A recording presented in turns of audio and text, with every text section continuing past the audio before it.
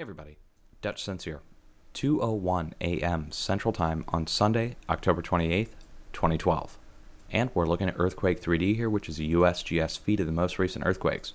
And you most likely have heard about it on the news. 7.7 magnitude earthquake struck off the coast of Canada in the Queens Island region, followed by subsequent aftershocks, largest of which was 5.8 magnitude, and about 12 other 4 and 5.0 earthquakes. So it's very sizable for the region. There was a tsunami alert issued. Let me take it over to the West Coast and Alaska Tsunami Warning Center. Now their site went down due to traffic. However, here's the event detail now as it stands, which is a small wave was generated, and they show the approximate heights here. And they basically issued the alert for Hawaii, Alaska, and the northwest coast, British Columbia. And it's small waves, so we don't have to worry about too much damage, but they issued the alert anyways, and that went out on the mainstream. So again, very sizable for the region. Now let me show you a few charts. Here's Yellowstone. Okay, you can see the event was recorded across the entire park of Yellowstone. Now at the same time, there was a 3.0 that was recorded down here in West Idaho, southwest Montana, somewhere in this region here. Now it's fallen off the map. I don't quite recall where it was, somewhere right in this region. Now you can still see a 3.1.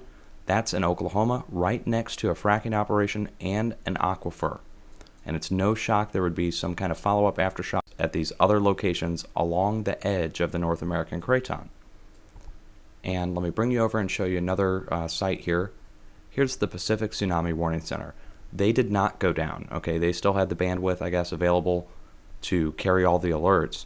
And they had green for the first hour or so, and now they've updated, and it's basically the same information. Warning Hawaii, warning British Columbia. So we need to be aware on the West Coast overall, from Baja all the way down here at the Gulf of California, going right up the West Coast and along the edge of the North American craton. Let me show you the earthquakes over the last 7 days. Okay, and you can see our cluster points, so we do need to be aware along the south edge of the tip of the craton, which goes down here into Oklahoma and Texas. Now you've got Bayou Corn and several other issues going on down here in the Gulf. And then look at the fracking operation earthquake up here in New York. And that's documented fracking. We went in and looked that up. So overall, it's a lot of movement. We have multiple 6.0s, 5.0s, and look at the West Pacific. Right, the new plate that's cracking apart, moving up and down, several buoys recording that over the last several weeks. And just look at the activity. This is just 4.0 and greater internationally. So we have hundreds and hundreds of other earthquakes that are not here, but this just shows you the overall movement. Okay, so have a plan, be prepared. This is a sign. North America needs to be prepared along the West Coast.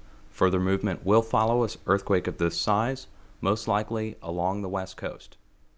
Hang in there, folks.